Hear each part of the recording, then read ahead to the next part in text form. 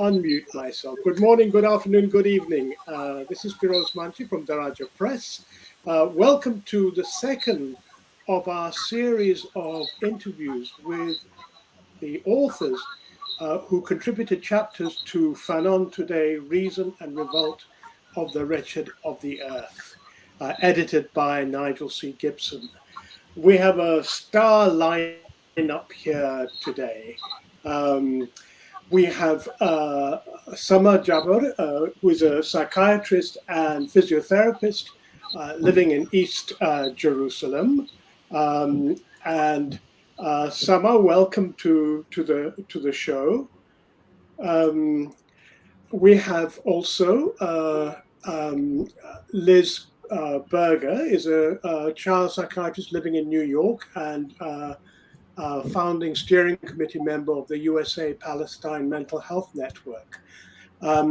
They both co-authored the chapter in the book entitled Fanon and Palestine, the Struggle for Justice as the Core of Mental Health.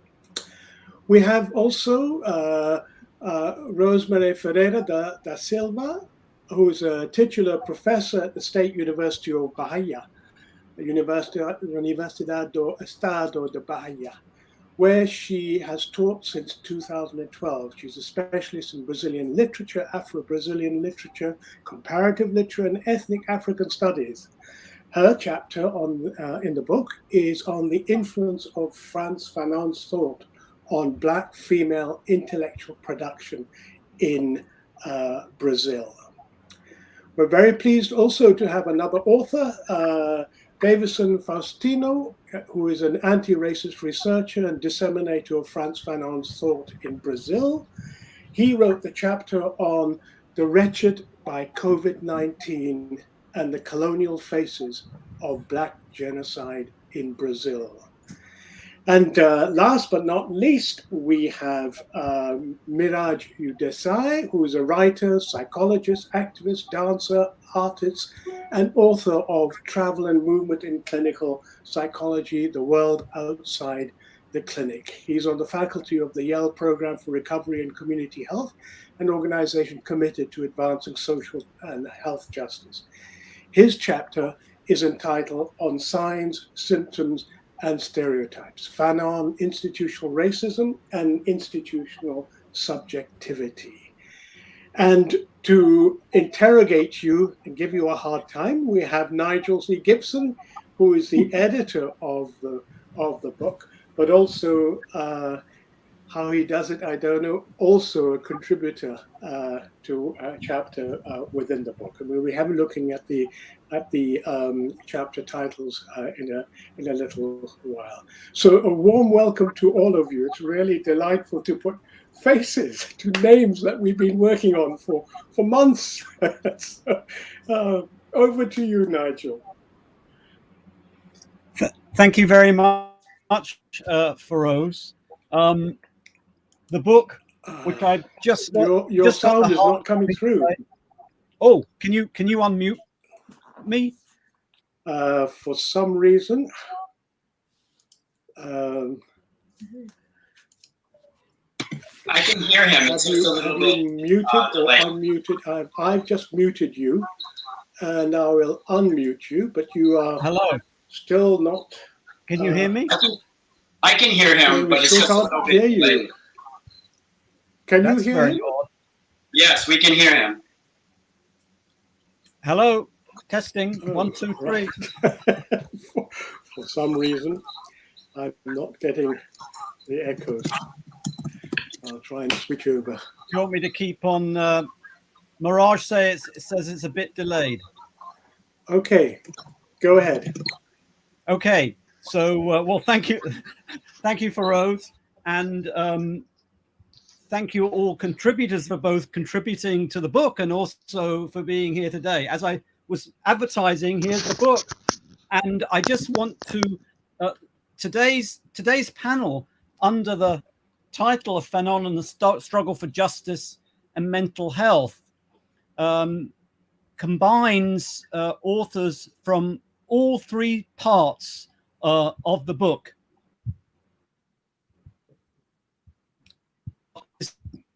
militants, and each part it begins with a blacked out poem from the Wretched of the Earth.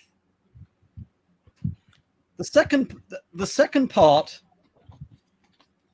now I have to go through the book, see, it's much more difficult than just having the PDF. The second part is called Still Fanon. Again, starts with these wonderful blacked out poems. And the third part is called Fanonian Practices, which has two sections. The first section is called Fanonian Homes, and the second section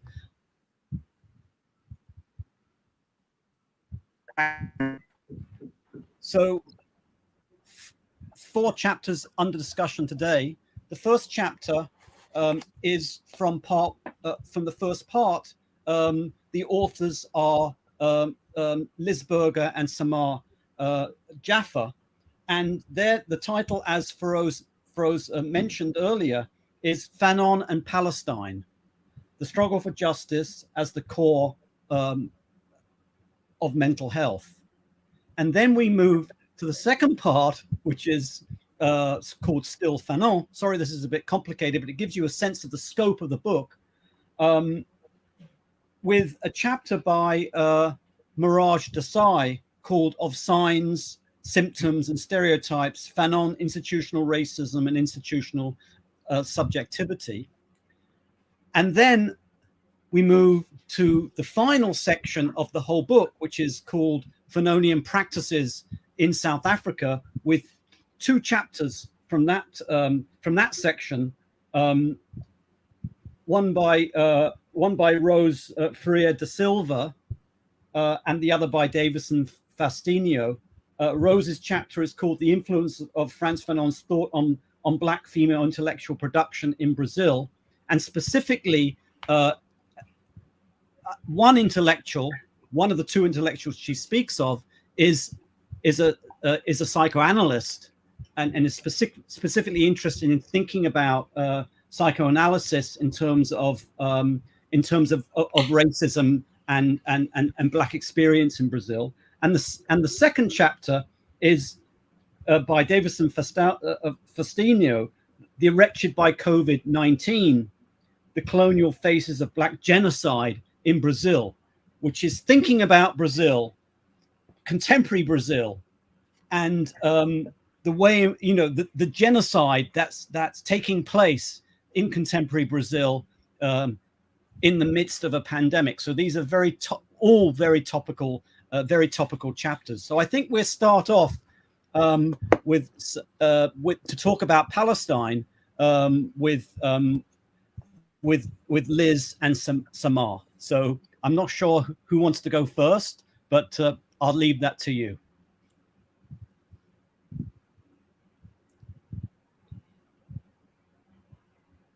Well, I can go first.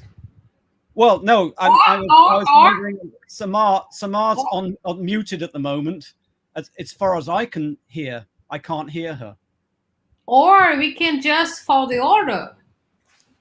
All right. I hope you can hear me now. Yes. So I can go first, if that's okay with you, Liz. Sure. Thank you for inviting us to write this chapter and make a contribution to this book. And we received the PDF and looking forward to receiving the hard copy of the book. And thanks for having us in this discussion today. So our chapter is titled Fanon and Palestine, the Struggle for Justice as the Core of Mental Health. And it comes out of the necessity of living and practicing in Palestine.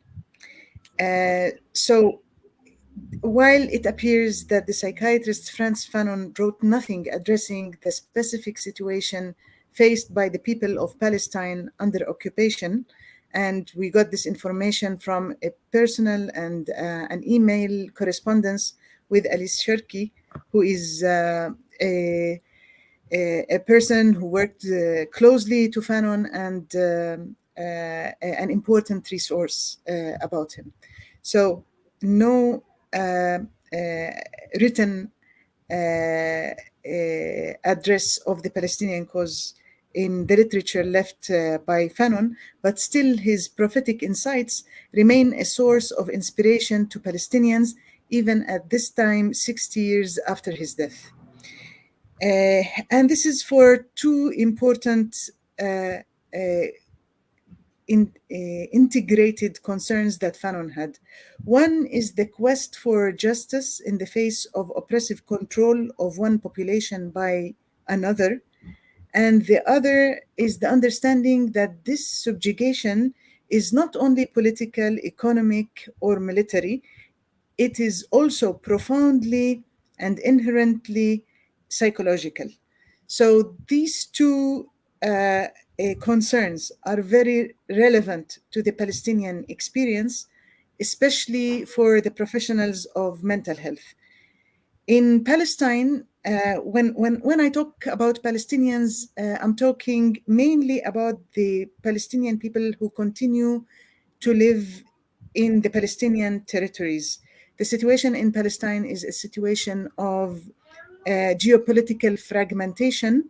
2/3 of the Palestinian population live abroad in diaspora. They are dispossessed and refugees. And 1/3 continue to live in the occupied land, which is fragmented to three main territories: Jerusalem, the West Bank, and Gaza. And we have a very small number of mental health professionals working there. The demand for mental health is very important. A study by the WHO published in The Lancet in 2019 estimated that there are about 22.1% of the Palestinian population. They need psychological help. They need professional psychological interventions. So this is the situation in which we work. And there is a general tendency by international professionals to understand the situation of mental health in an individualized way, and they pathologizes the painful experiences of the people. And there is a general disregard of the collective and historical experience of Palestinians. So the effort of mental health professionals like myself in Palestine is to contextualize this suffering within the political reality in which we live and the political violence that is causing and pathologizing so many people. So the covert operations of day-to-day ideology, persuasion, public opinion, bureaucracy, and propaganda, as well as the deep persistence of ethnic, racial, gender, national, and class identification, and their various shames and entitlements, all of these slippery intangibles become legible in new ways when viewed through Fanon's discerning lens. With Fanon, it became possible to read between the lines of the oppressor's playbook and develop a genuinely robust psychology of liberation. Just as Fanon deconstructed the ideology of the oppressor as a top-down imposition of power and control, he was able to work upward from the psychological reactions of the dispossessed, contextualizing their lived experience as meaningful responses to their powerlessness and defining the outlines of revolutionary solidarity through thinking, feeling, and action. This is an important source of inspiration for many of the practitioners in Palestine and very relevant to our reality. So in this chapter, we give, this chapter handles the question, what is the contextualized thinking of mental health workers in Palestine? How have Palestinians implemented Fanon's themes in their own practice in the field of mental health? What have Palestinians in mental health been doing to challenge the status quo politically and professionally? We examine here some examples from clinical work, research initiatives, solidarity campaigns, and political action that reflect aspects of Fanon's rich legacy. I will share with you two of these examples. One vignette is from our clinical work, and I will speak briefly about research done by Palestinian mental health professionals. And I will leave it to my colleague Liz to speak about international solidarity and the activism of mental health professionals. So I will start with the clinical work. So the following vignette and commentaries describe actual patients or situations familiar to the authors as therapists and consultants. Some details have been altered to protect confidentiality. In the chapter, we listed a few, but I will read one of them. So the first vignette. A woman of 30 was evaluated by a European mental health professional who worked for an international aid organization in Palestine. After the patient had developed dramatic conversion symptoms of weakness and paralysis. This woman lived in a rural village while her husband, who originally had been a farmer on his own land, was currently employed as a laborer in Israeli areas. Because the husband was obliged to travel long distances to find work, he was able to return to his village only one day out of every week. Due to this arrangement, the wife had taken residence in the home of her husband's family. Her husband's brother then found an opportunity to sexually assault her in this residence, precipitating a variety of physical symptoms. A local sheikh was called to consult. A sheikh means a man giving the appearance of a religious scholar who in traditional Palestinian culture offers advice and healing. This sheikh also abused the woman sexually. So our commentary is the following. This case was initially conceptualized by the clinician working for the European non-governmental organization in terms of the patient's hysterical response to traumatic assault, a reaction which might be considered quite typical of uneducated persons, with additional note made of the powerlessness of a woman and the unscientific approach taken by traditional religious healers found in Palestine. The NGO workers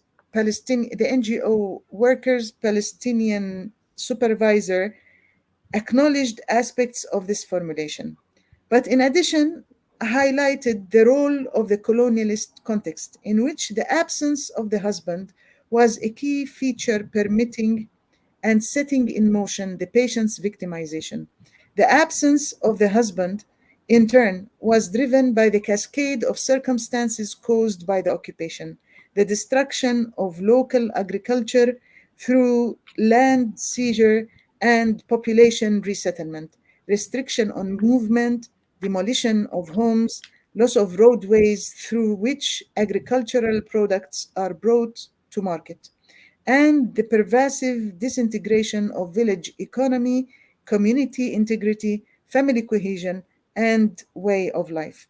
Against the backdrop of widespread forced cultural and economic impoverishment in Palestine, the absent husband and father is commonplace, either intermittently missing as a low-paid laborer in Israel and in its illegal settlements, or missing outright as a political detainee. The victimization of the patient and her reactive symptoms, while reflecting an isolated instance of individual trauma, were also part of a larger narrative of a progressively deteriorating familial and social fabric made up of many interlocking threads. Implicit in this vignette is the hidden agent of the occupation in all of its undermining effects. to underscore the role of the occupation in this genesis of the patient's pathology is neither to absolve the father's brother, the brother or the imposter sheikh of their respective culpabilities, nor to idealize a mythological Palestinian village of the past as the model of future social reform, nor to deny the persistence of a patriarchal system in Palestinian society as elsewhere as a serious problem in itself. To underscore the role of the occupation here is simply to find the occupation present, if not accounted for, as the framework within which psychological experience in Palestine takes place, and often the engine driving psychological distress. So, this is an example of the clinical work that we try to do in Palestine. The other example comes from research.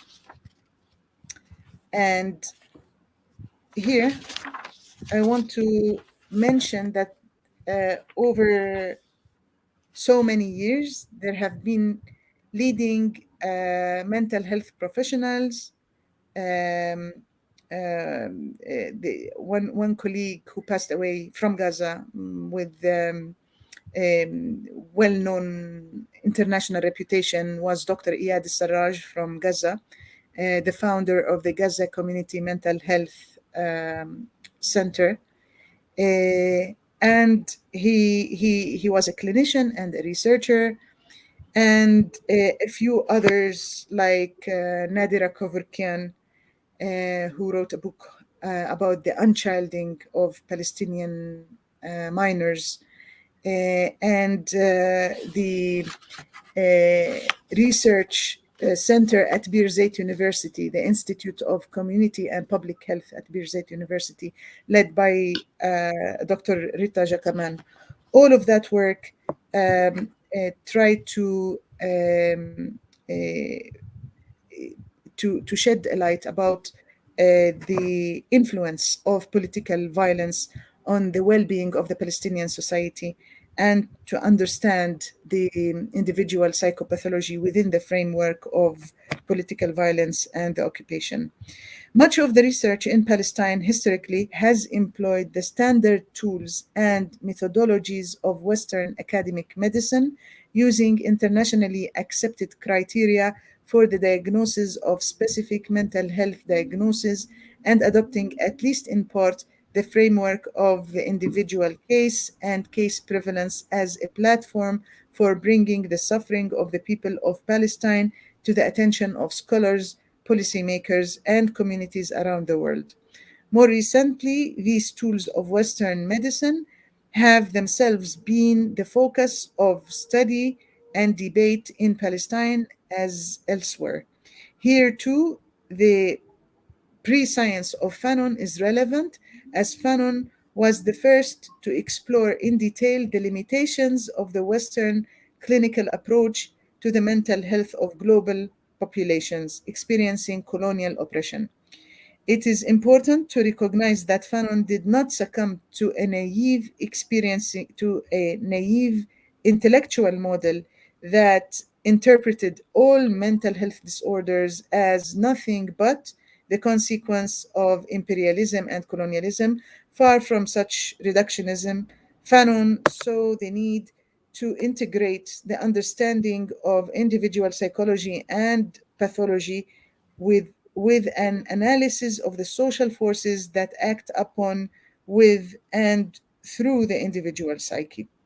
So here we find also direction from Fanon in the kind of work and research we are doing in Palestine.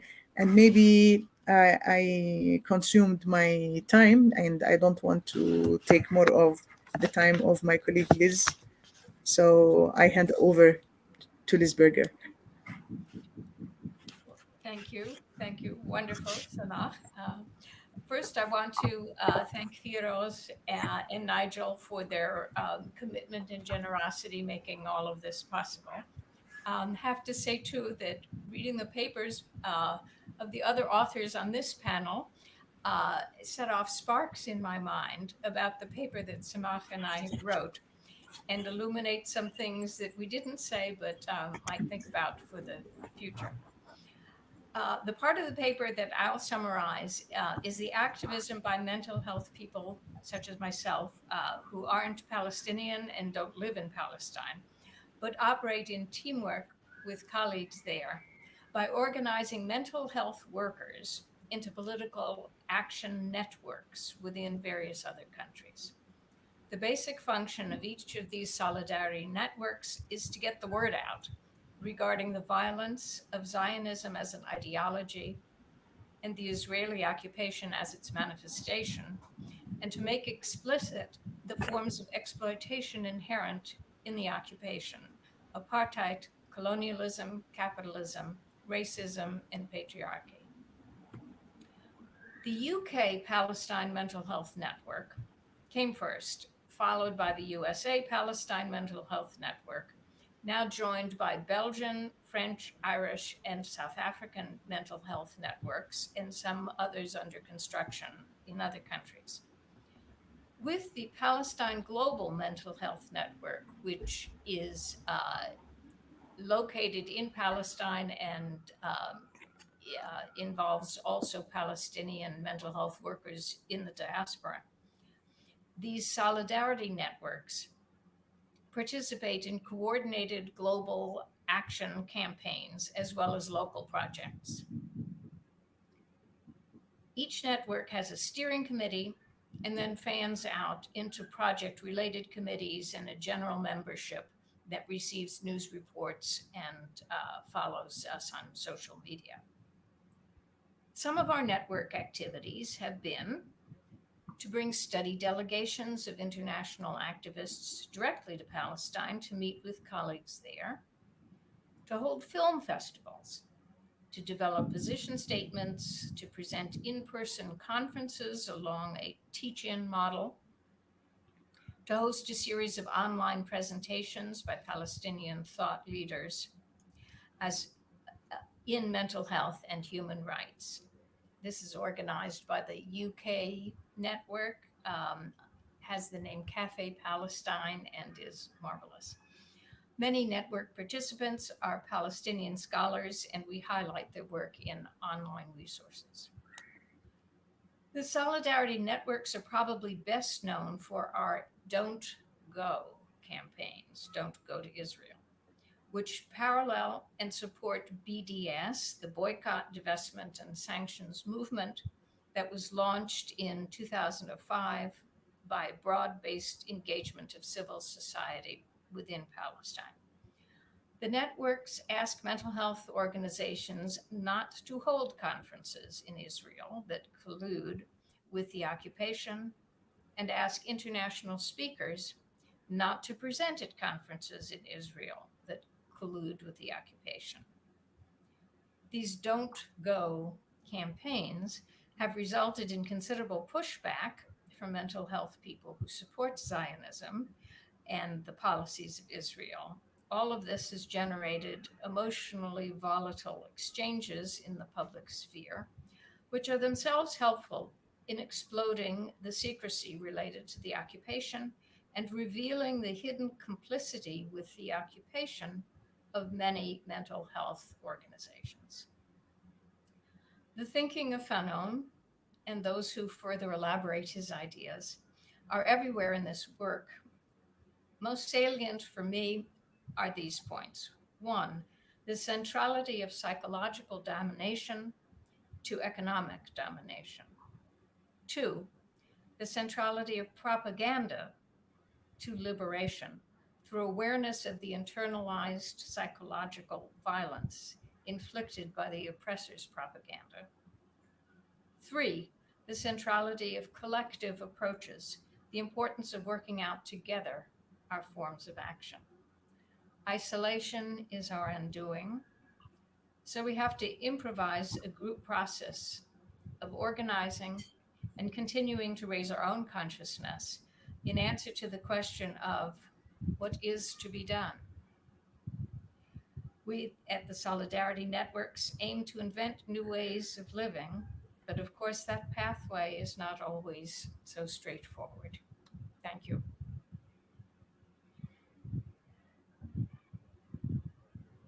Thank you, Liz and Samah.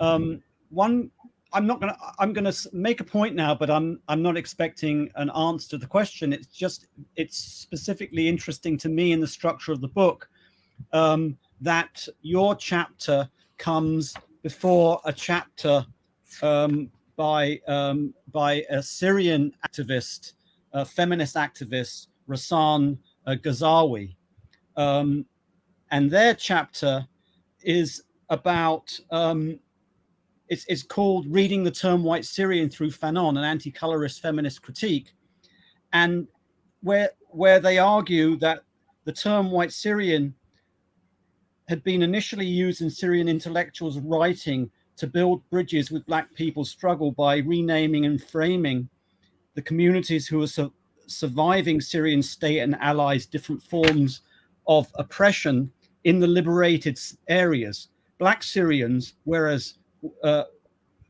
Syrians who live and benefit from the state were called white Syrians.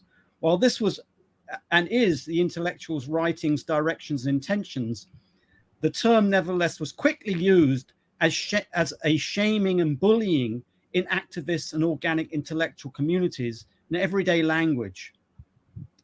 And then they go on to argue about this kind of uncritical theorization of who are and who are good and who are bad, arguing that tactically used against non-conforming revolutionary voices in the uprising. So I kind of link this to the conclusion of your chapter, where you talk about how we all fall prey to folly, error, and self-importance, and the law of groupthink, and how there's a kind of need to develop, ideas of what, in other words, in a Fanonian sense, revolutionary humanist ideas about, what we are indeed fighting for. So there's a real connection there.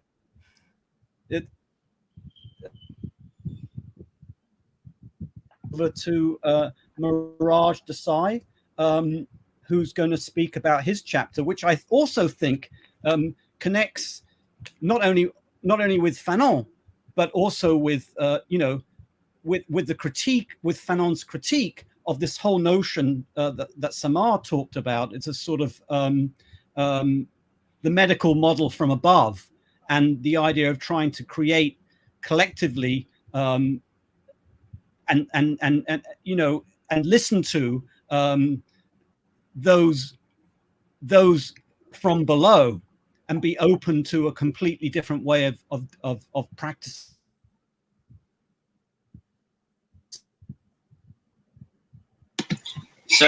So I'll just launch in. I believe that was the transition. There was a little bit of a delay, echo in the audio, but I have prepared remarks, but I'm going to kind of shorten them for the sake of time. So a lot of this will be off the cuff kind of thing, but so I'll begin with this. We know very little about human psychology, and much of which we have been received about such affairs has been filtered through legacies of racism, colonialism, and other very problematic historical, socio-historical conditions, such that it's it becomes very difficult to utilize such registers without critical interrogation, and also conceiving of new ways to address what we may typically speak about in terms of mental health, for instance. So that relates to what Nigel was just saying in terms of the top down and then the bottom up and everything in between. Fanon knew this. So Fanon was one of these people in history that just saw and saw and saw and saw. Part of his enduring message from my vantage point, was to take no one and nothing for granted. So one form of taking nothing for granted involves examining, interrogating the ways in which harmful social structures invade all of life, including what may be called psychological life. This is illustrated directly by Fanon through delineation of how racism, racist tropes become sedimented within varying levels of human organization, collectives, communities, and clinics, for instance. But collective phenomena demand a collective focus, even for a psychology or mental health field that is traditionally used to operating on an individual level basis, so that's the point of my book. Before I launch into the point of the chapter, that's the kind of springboard. I also, before I get further, want to thank Nigel, Firoze, Daraja Press, and our co-authors from around the world to be a part of this project that's just constantly moving and moving in many different ways. So returning back to the chapter, so what does this all mean then? So we begin from where is Fanon in terms of where I read him in various points. What does he do with the psychological then? So when he begins with or utilizes psychology, he arrives at a place beyond it. In doing so, psychology as such, or as conceived of in a certain individualistic, reified way, becomes left behind, and what emerges is a transformed, very delimited use of the psychological that is now considered in relation to everything else. Social, political, historical, geographical, literally everything that takes place in a human context. How else could one interrogate such a complex and deeply embedded phenomena like racism, which scoffs at attempts to understand and excise it using only one frame of entry? As I say, a beast whose tentacles move in endless directions requires the same dexterity to confront its reach. I've tried to lay these out in another book called Travel and Movement in Clinical Psychology, The World Outside the Clinic, to show how the fundamental structure of the world is implicated within any considerations of mental health. Let's return quickly to this chapter. Okay, so I've basically tried to show that it is very difficult to talk about psychology without needing to excavate the individualizing, psychologizing ways it's been talked about, particularly if you're trying to address any community of color around the world. And it requires new ways of doing things, new ways of thinking, practicing, honoring, acting. So it's kind of it's a to and fro. On this latter end of developing new ways of seeing what's going on is where my chapter is somewhat situated. So we've been talking about institutional structural racism a lot more in the public domain. There are those of us who it has not been new, but now it's spoken more widely, I think. But what I have been very curious about is what is institutional racism? And what I inevitably go to, and what my own research, our team's research, Fanon, what he's been seeing, a lot of work in a lot of other fields, is that inevitably something like an institutional racism inevitably will relate back to an institutional form of subjectivity. Again, remember that what I said about received forms of wisdom or knowledge about human psychology inevitably individualizes it. But that doesn't work. So that chapter, my chapter goes into essentially a lot of work within decolonial, phenomenological, and other domains that shows essentially that when people come together, something else emerges. What Husserl would call a personality of a higher order. A higher order personality, Edith Stein called a collective personality. Basically, there's another kind of subject that emerges or subjectivity that emerges when people come together. And that is a very disturbing thing. It could be a great thing in terms of what Dr. King might have once called a beloved community, in terms of a mutually supportive process. But to the degree to which a community or collective's experience is destructive, hateful, biased, this we subjectivity, as Husserl would say, can be antithetical to life or be hated community. What I call a be hated community. It becomes its own thing, a personality of a higher order. That is not the mere sum of the individual. Say it's not the mere sum of this or that staff member, this or that even head of an organization, something else emerges that if you replace the individual staff members, you replace the entire organization, bring in new people, those processes will still occur because it's embedded in the entire institution, not just in its policies and procedures, but in the very ways of seeing, perceiving, and acting. It's a train with scores of riders, but without the need for a conductor. That's just moving along. So if you look at, say, the ways in which, you talk about medical colonialism, other kinds of things, you see this process unfolding over and over and over where it's not any one person who's potentially doing it. They may have their own biases, but you bring in new people, it's just going to keep happening. This is the same within almost any organizational aspect in which structural or institutional racism appears. And like everything else, Fanon saw this too, to a degree. He didn't call it this, but the text I really draw on in this chapter is the North African syndrome, which I think is not actually a piece that you often see addressed, certainly within the mental health literature, but even in the Fanonian literature, it's not really always talked about. But boy, the more I get into it, the more he really saw that there was something like something like this going on in it. Just very quickly, constantly confronted with what they perceived as vague symptoms without a clear organic origin, doctors in colonial France relied on harmful stereotypes to fill in the explanatory blanks regarding these Arab patients of North African origin. Sorry, this is around the time this was an early work. So the North African's pain, for which we can find no lesional basis, quote, is judged to have no consistency, no reality. Now the North African is a man who doesn't like work, so that whatever he does will be interpreted a priori on the basis of this. This is again Fanon. The attitude of medical personnel is very often an a priori attitude. The North African does not come with a substratum common to his race, but on a foundation built by the European. In other words, the North African spontaneously, by the very fact of appearing on the scene, enters into a pre-existing framework. So here I'm essentially, and Fanon is showing basically, when someone, and this is a person of Arab background coming into a clinic in France, when they enter that clinic, they are already perceived in certain ways, not just by individuals, but by the institution itself. It bestows, and the one of the greatest, I think, words in the whole Fanon corpus, thingification.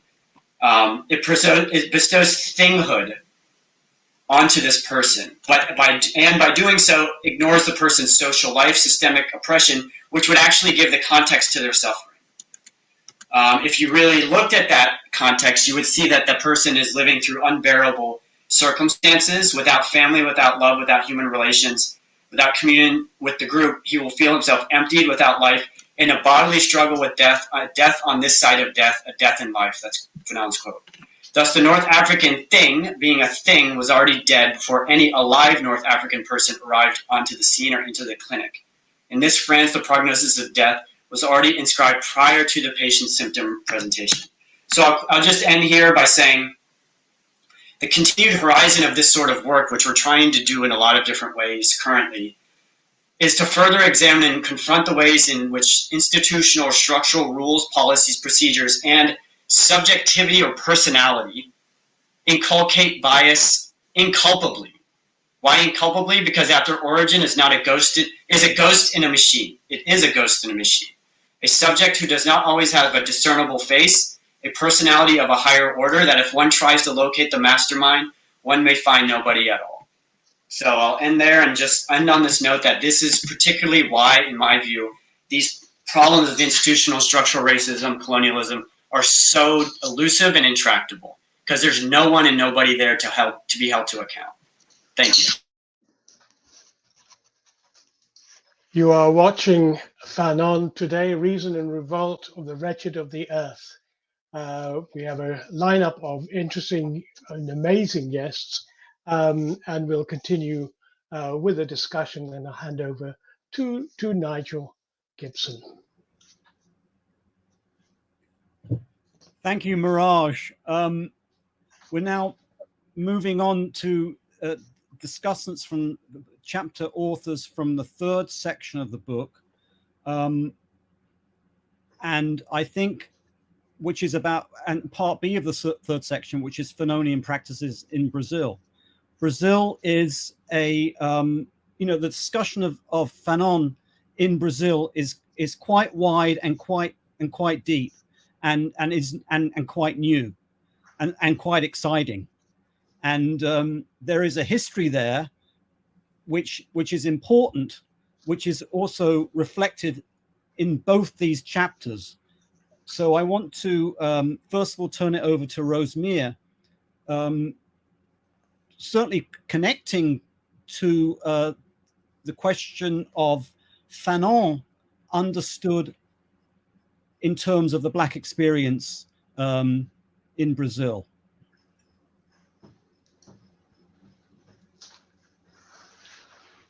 It's a pleasure for me to be here. And I would like to say thank you to Nigel, Gibson, Firoze, so the organizers of the book. I think it's a great project.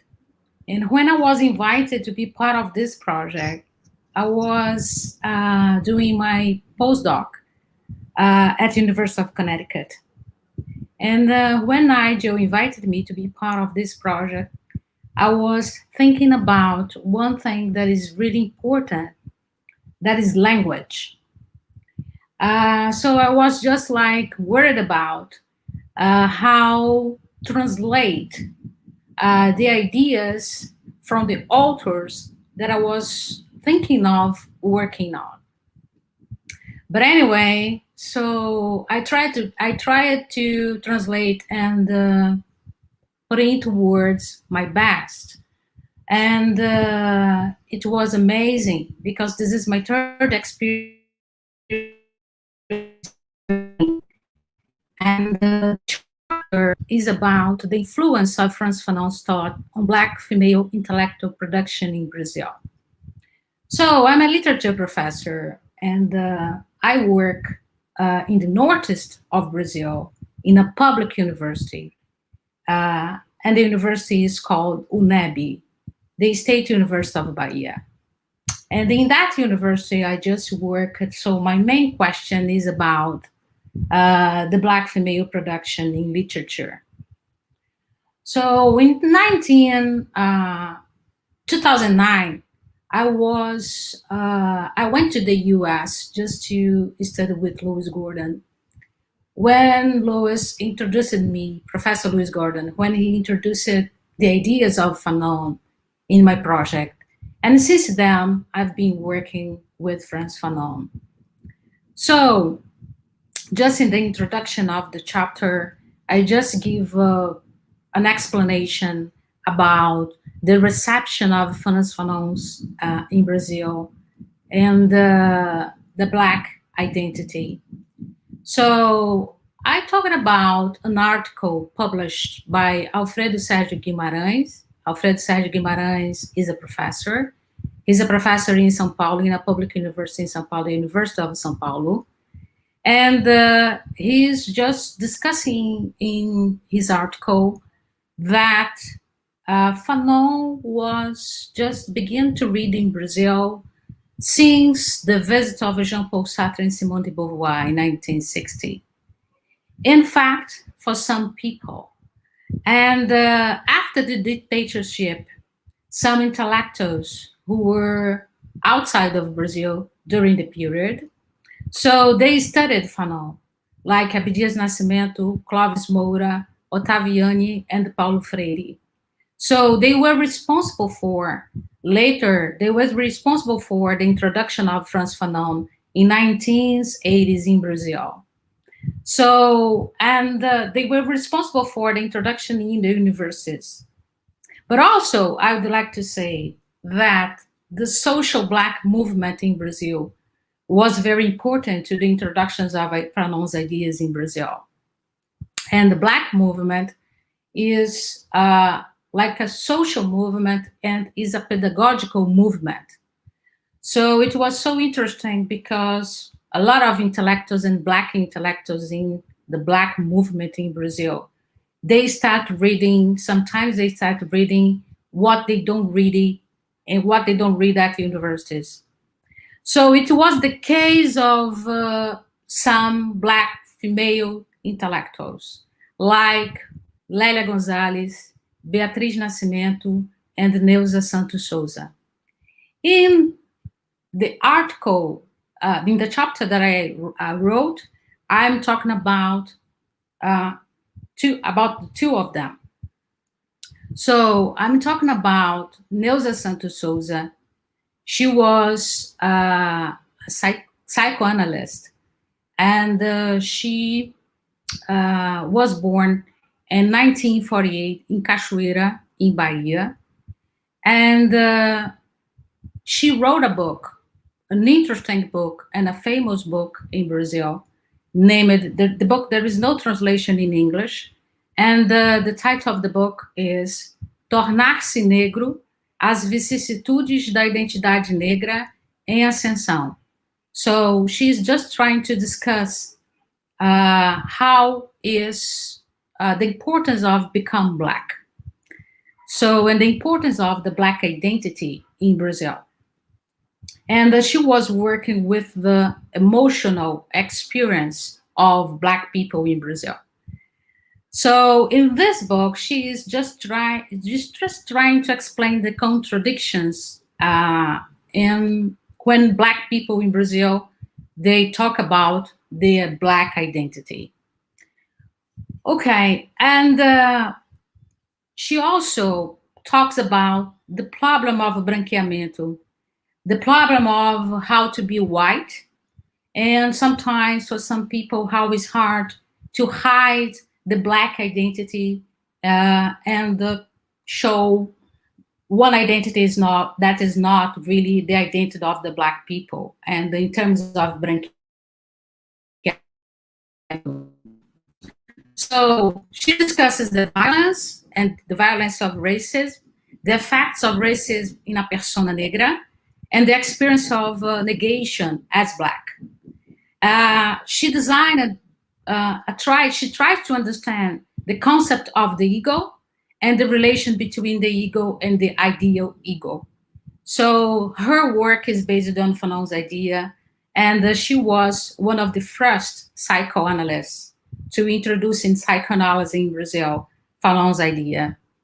So in the second part of the chapter, I just bring the discussion about Fanon and becoming Black, so the process of disalienation and freedom, and how, for example, Neuza is going to work with mental alienation to clarify the examples that she used in her book.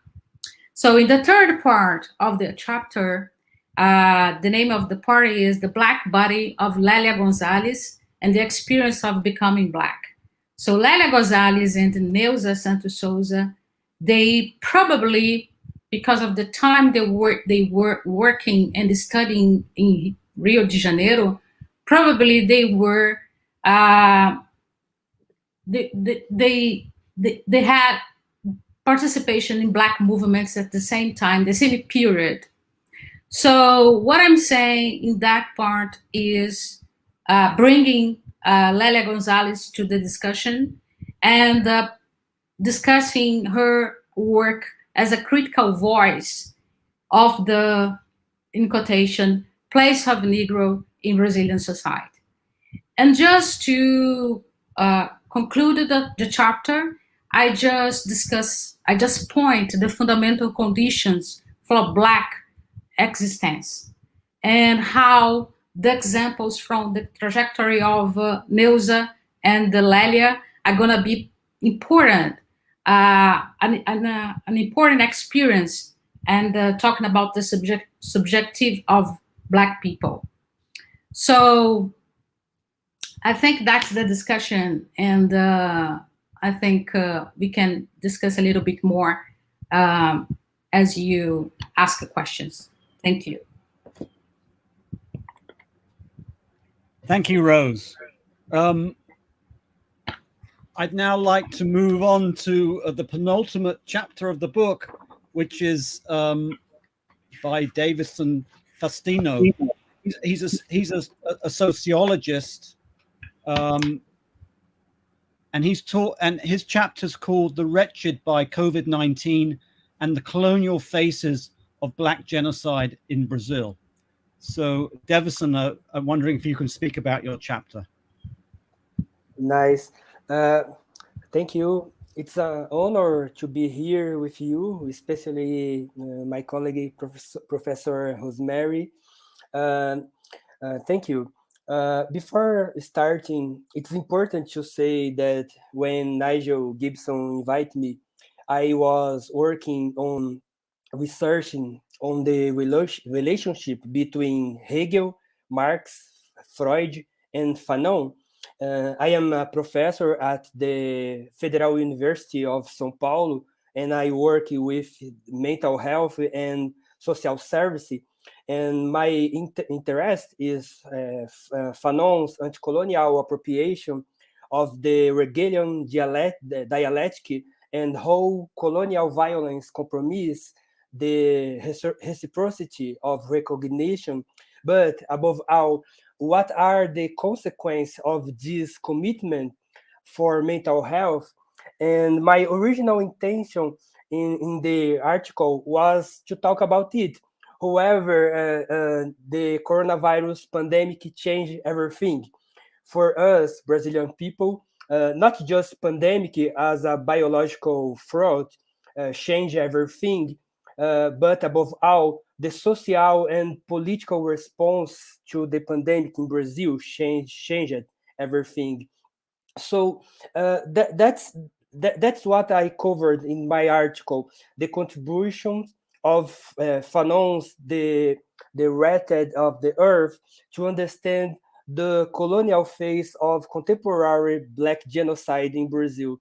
I propose a Fanonian analysis of underlying dialectical relations between capitalism, colonialism, and racism and the current Brazilian political and sanitary conjuncture. I take the notion of colonial violence and national bourgeoisie as a reference to problematize Brazilian response to COVID-19 pandemic.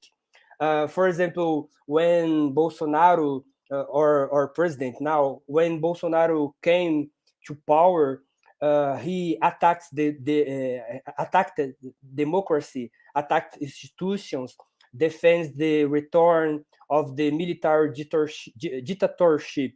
And some intellectuals start talking about fascism. My first hypothesis in this article is that it is the Brazilian colonial roots and not fascism that explain Bolsonaro and its anti-democratic policies. That is my first hypothesis, the colonial roots. But the second hypothesis is that the Brazilian colonial heritage, I call here Paris Hierro's concept of later neocolonialism, allowed a deadly pact that condemned thousands of people to death by prioritizing economic interest. Today in Brazil, we have like 575,000 deaths, but most of the dead are Black and poor people. However, recent research shows that Black people have the least access to immunization.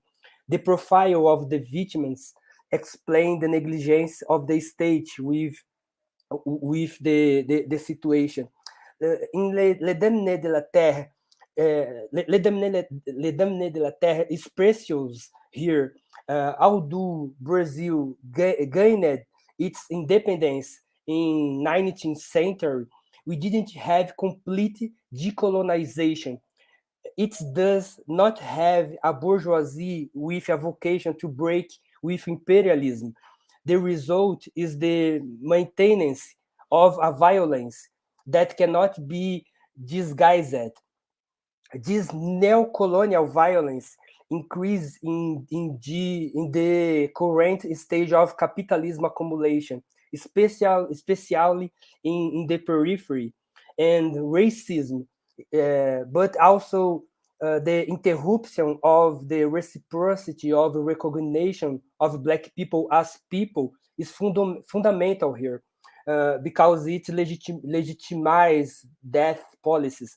We can think of different types of dehumanization, such as the occupation in Gaza, or the effect of imperialism in Haiti, or Mali, or etc.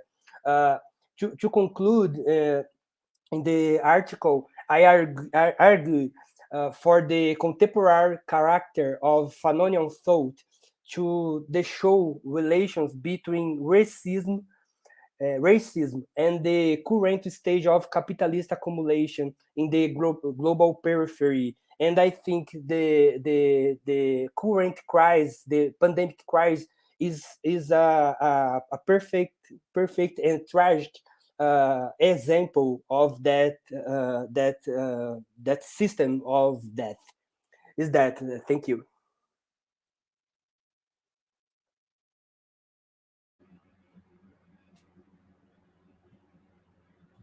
Thank you, Deivison. So I'm not sure whether, Firoze, I'm not sure whether people watching can ask questions, whether we want to open it up, and also open up this questions or comments from within the panel itself. Yes, I'm monitoring on Facebook, 3 pages on Facebook, as well as on YouTube.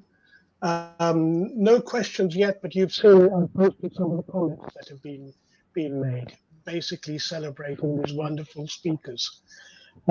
So, shall we start by opening it up for comments from the panel?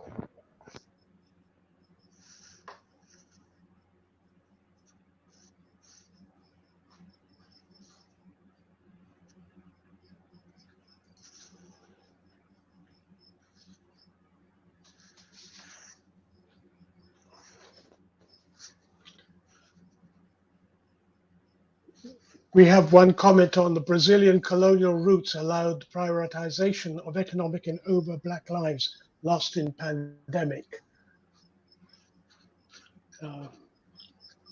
Any comments on that?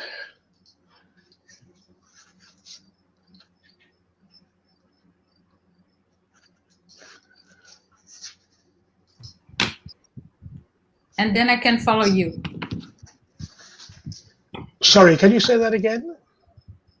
I'm just asking Deivison if he could comment on that, and then I'm gonna follow him.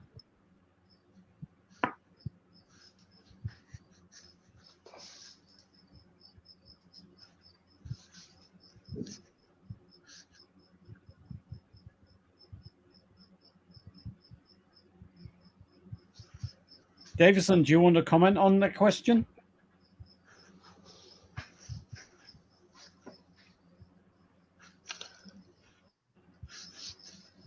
Essentially, ask you to comment on the colonial roots and its influence on the way in which the Black lives have been lost in the pandemic. Oh, sorry. I can explain that sentence. My question in the article is that our crisis is not a pandemic crisis, but it is a social crisis, because before pandemic, we are in a process of a neoliberal process of destruction of social rights, and that creates a crisis before pandemic, and pandemic show the crisis, but not create the crisis. But our problem began before, because we in Brazil is a son of colonialism, and that create an unequal society, and that society is structured by racism and inequality, and that situation put as difficult to protect our population of pandemic. That's the problem, the first problem. But the second problem is that our government choose economy. Our government create the division between health and economy. That division is crazy, but he did it. But choose economy, and with that division, put the poor population to die, because poor population could not protect themselves of pandemic. And we had before pandemic a big process of destructuration of work, and neoliberal process of a big neoliberal process, and that create a fragility to protection and social protection, and the combination that process was so dangerous for our population. But the third problem was the action of government, of Brazilian government, was the action directly was action that should increase the pandemic, because our government don't believe in science, and they believe in the possibility the pandemic was an invention or Chinese invention, and that combination create a big crisis and so many deaths. But death are black death, because the inequality is are present here. That's our problem, and I am showing in the article.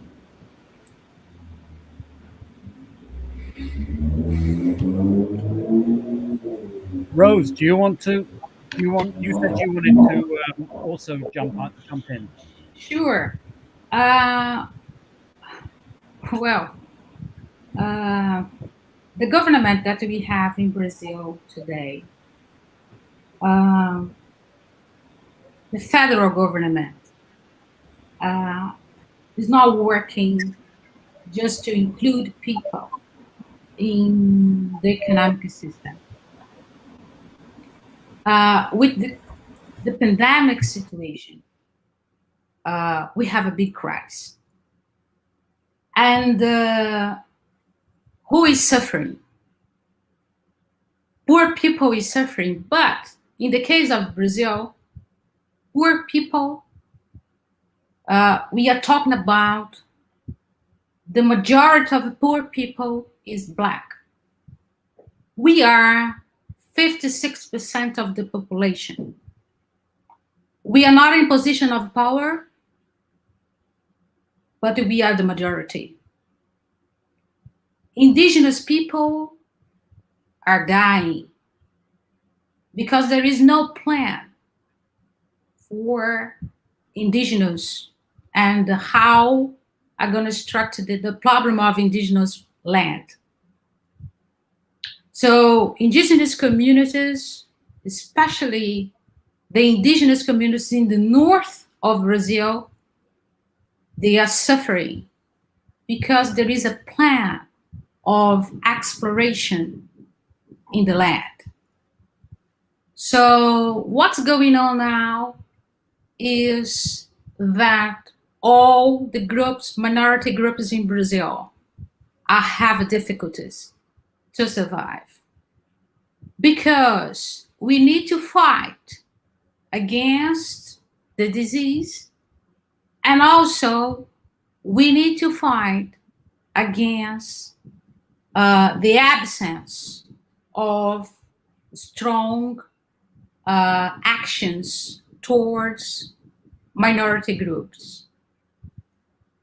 So it's clear to me that is a plan, and it's a plan just to because our problem, as Deivison said, is inequality.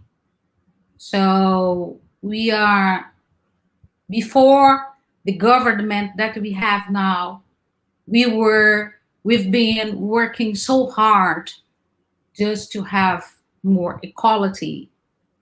But now things are so difficult. And I have no doubt that Brazil has a different situation in Latin America, because Brazil is a huge country and a lot of diversity. And the economic plan is just to put the groups and the minorities out of actions that could be important to have equality. So I would like to add that. Thank you. We have another question. Sorry if I'm distant from the proposition of today's debate, but it's possible to do a psychoanalytical analysis of the social aspects of the pandemic problem. If it is possible, what do the professors think?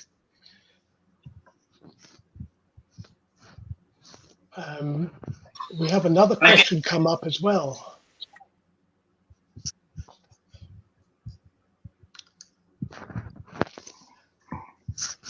I don't know whether, Miraj, you might want to address that. Yeah, I can take the first one in terms of a psychoanalysis of the social aspect of the pandemic problem.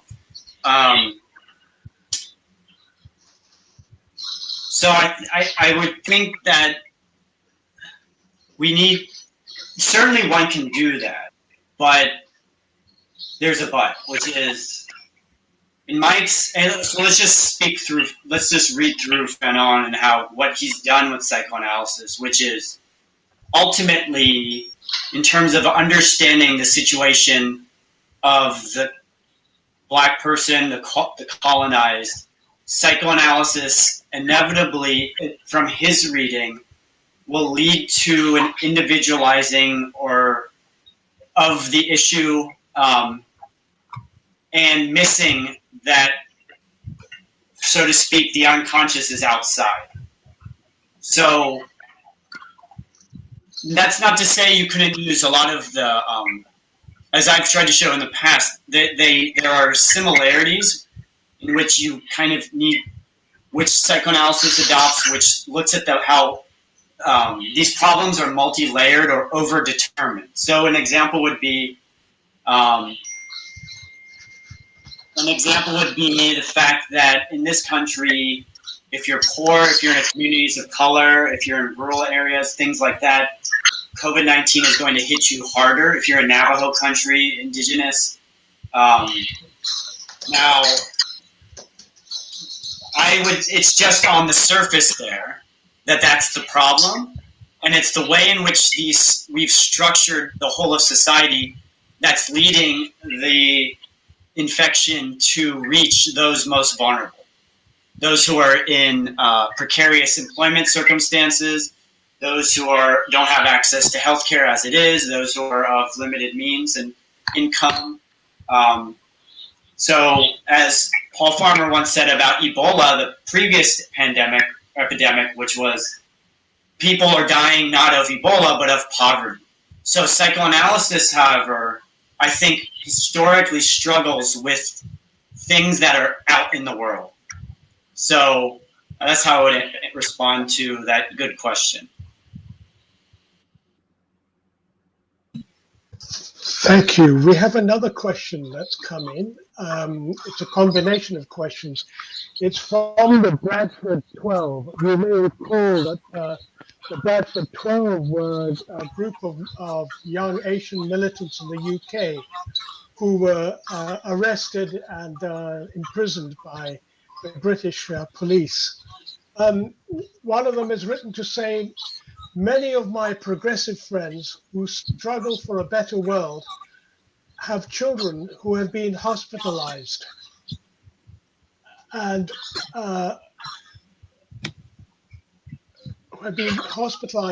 in mental health institutions where the only model is drug them, lock them up. He continues, given that the patients at times have the insight to be able to mobilize collectively, how can a resistance movement be built? Samah, is this one for you?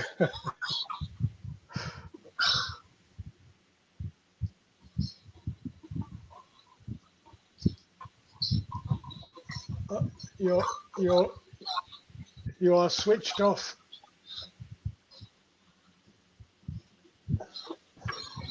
I need some time to think about it. Maybe one of my colleagues can handle this question until I have something to say about it. Who would like to pick that one up? Well, one thing that that Rose was mentioning in her chapter was this connection between the Black movement in Brazil and the development of the Brazil Institute of Psychoanalysis in the late 70s. The same thing. In other words, incorporating Fanon into the discussion, not within the Black movement and also within psychoanalysis. The same thing was happening in the US in the 1970s and 80s with the Fanon Center in LA, and also with the work of Samah and others in Palestine today. So, in other words, the connection between the pathologizing or the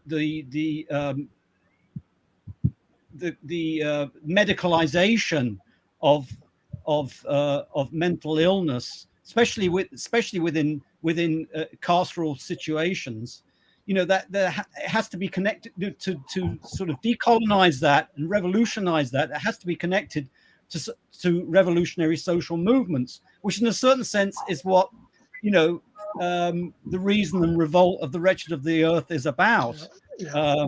So, and it's also being discussed by by Miraj, discussed by Rose, discussed by Samah today. So I just want to say that this whole notion connects very much to what Miraj was arguing about, about the institutionalization, about the institutionalized racism, which we, in other words, which repeats itself over and over and over again in new forms, and can be and backed up by the state or by private companies and so forth, pharmaceutical companies and so forth.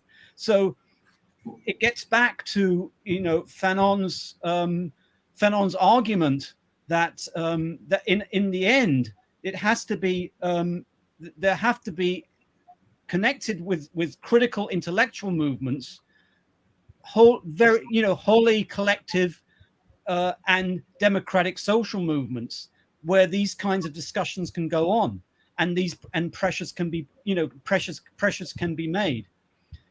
We know that it's a long struggle, and that it's not going to be something that is solved either overnight or, as Samah mentioned just in the vignette, that it doesn't mean idealizing the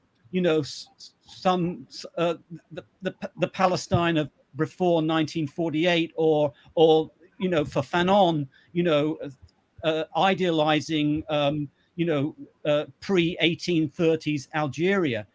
It has to be, these new social relations actually have to be created and worked out through contradictions.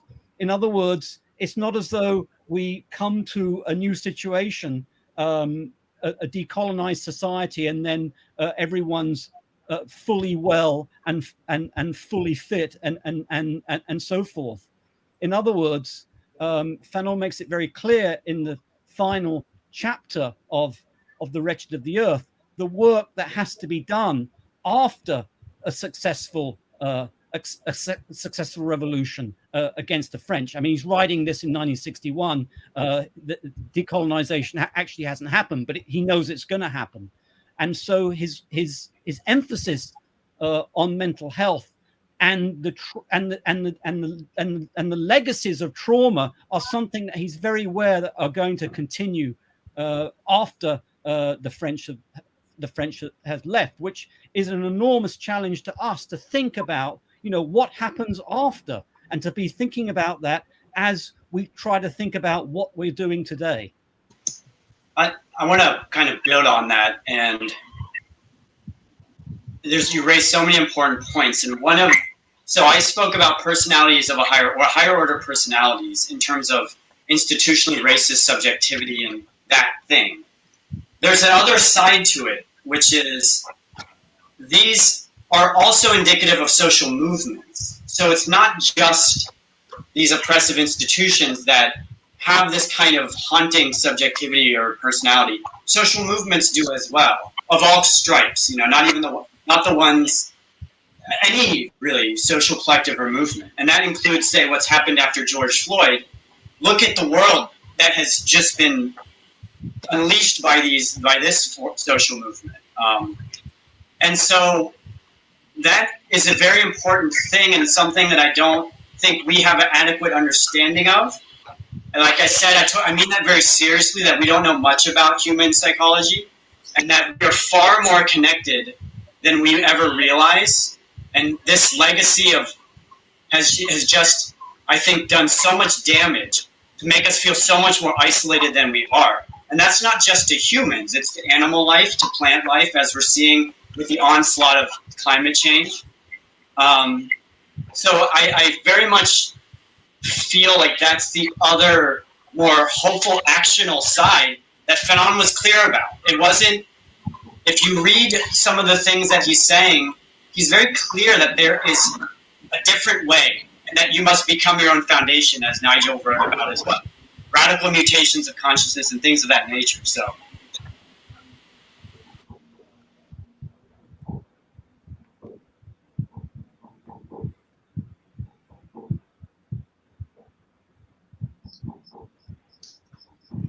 Samah, would you like to take both questions on this?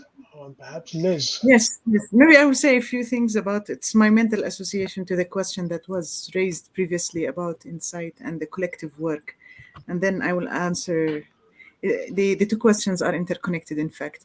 There is a proverb in Arabic, that I hear often from my patients.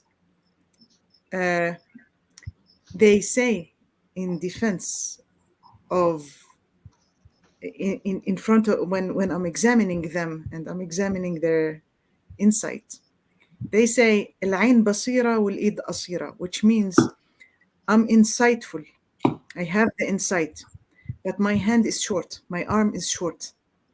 So I act as if I don't have insight. I act as if I don't have critical thinking, because it's safer.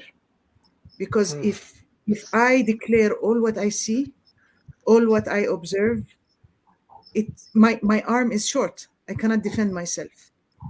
Under oppression, people protect themselves by acting like idiots sometimes, and hiding their critical thinking, and pretending that they lose their insight. Now, there are certain moments of collective mobilization that encourages these people to speak out. The latest of which was what we observed in May this year, when there was a big movement that gathered Palestinians in all the geographical areas, including Palestinians in the diaspora. There was one day of strike. Everything was on strike in Palestine in reaction to the political violence that people experienced here. And then people start speaking up and talking. Now, I want to say another observation.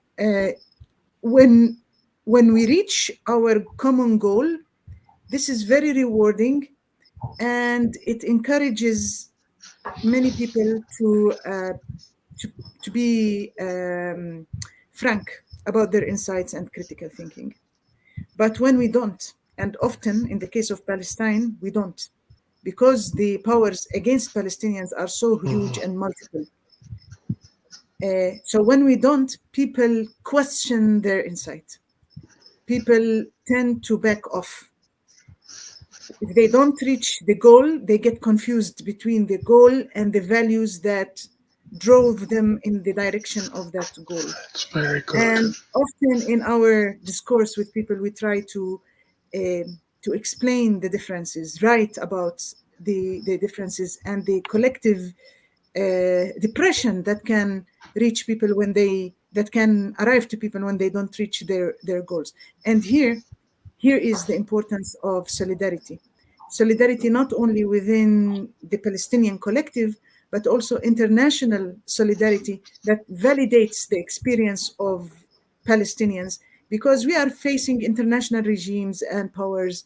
And if our movement and mobilization and our efforts to stand up for our humanity is not echoed by people in the international community, this might be confusing for some of us. The international solidarity can be therapeutic for the Palestinian collective experience. After all, solidarity is what love looks like on the streets. We need much more of it. But there's, do we have time to take on another question, Nigel? We have, how does Fanon start to distinguish between trauma of colonization and when there is a mental health issue presenting in an individual?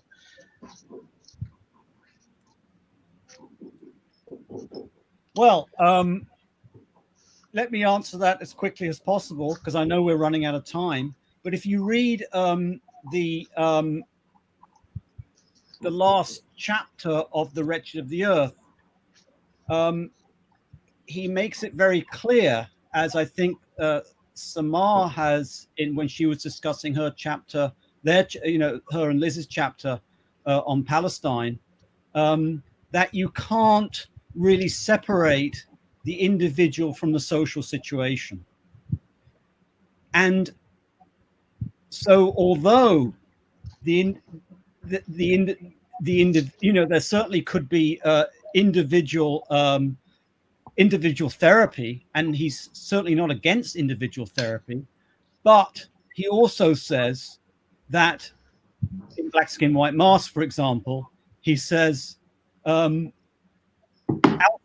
outside the psychoanalytic office, I have to convince my patient of the need for a change in the social structure. So in other words, if you think you can do therapy without thinking that you need to change the social structure, in the end, it's going to fail. So in other words, what is therapy today? In the US, it's all about function. Can we get this person to function? The DSM volumes are going to tell us about what if you tick all these boxes, then we can diagnose you with X and then give you certain medications, and then you'll be able to function again. Function as someone who within this existing society. It's certainly nothing about changing any social relations or actually liberating you from psychological disorders. So I'm just saying that Fanon always has to be a socio-diagnostic, also always has to be understood socially.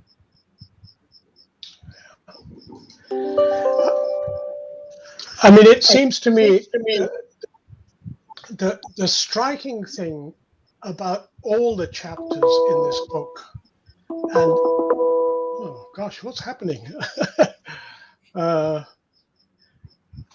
striking thing for me is that the theme that comes across is one which Fanon didn't necessarily use those words, but expressed by Domenico Losordo is that capital creates, both under colonial and neo-colonial conditions, a sacred space and a sacrifice zones. And what we've been talking about is the difference between that and what happens in the sacrifice zones in terms of treatment. In the sacred zone, it's pills and possible therapy. For the rest, it's incarceration. It's as almost as blunt as that. And I think this idea of these two separate zones, one in which, well, you have everyone has access to human rights. Everyone has human rights, but those in the sacred zone have the right to those rights, whereas those in the sacrifice zones don't. And I think the COVID situation has demonstrated that enormously. It's not just an international apartheid of vaccinations. Internally, it is the sacred zone people who get the vaccines. The rest of us get nothing. And certainly where I come from in Kenya, that's exactly what is happening. So you have an internal apartheid system. And I think we have to sort of look much more at that because that is, I felt very much what Fanon was getting at, about the complete disalienation of the human. One is dehumanized, the other prides itself in setting the standard of what it means to be human. And I think that's the break that needs to be made. And in terms of organizing, it is ultimately about asserting and creating what it means to be human, because I think that's what comes out of collective organizing and of mobilizing. But I've spoken for far too long, and Dev, you want to make a last comment? Sure. Yeah, thank you. Wait, about that question on psychology, Fanon, when dialoguing with Freud in Black Skin, White Mask, says that alongside phylogeny and ontogeny, there is sociogeny. Nazi that he says next to and not in place of. This means that there is a place for the for in the therapy to deal with individual issues. In turn, out that the individual issues are not merely individual. Freud himself, in mass psychology and analysis of the self, already said that individual psychology is also a social psychology. But for Fanon, the clinic is important, but it is necessary to change the structure. That's the thing. Yeah.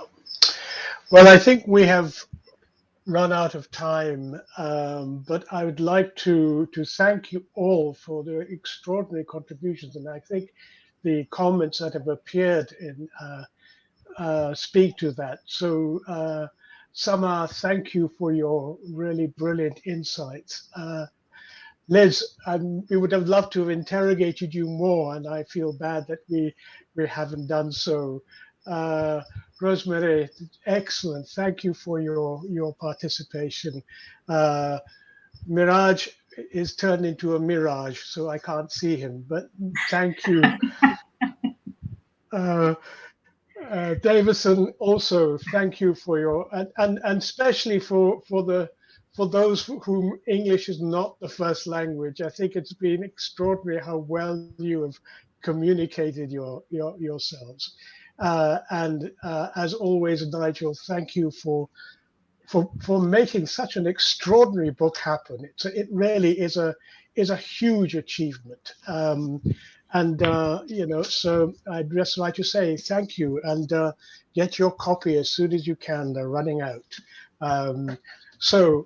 With that said, I'd like to say thank you to all of you, and hope to connect with you again. We hope to be organizing some more of these seminars on the Fanon book. There's lots of meat in there that still has to be chewed upon. So all the best to you all. Thank you for joining us on this show. This is Firoze Manji from Daraja Press signing off.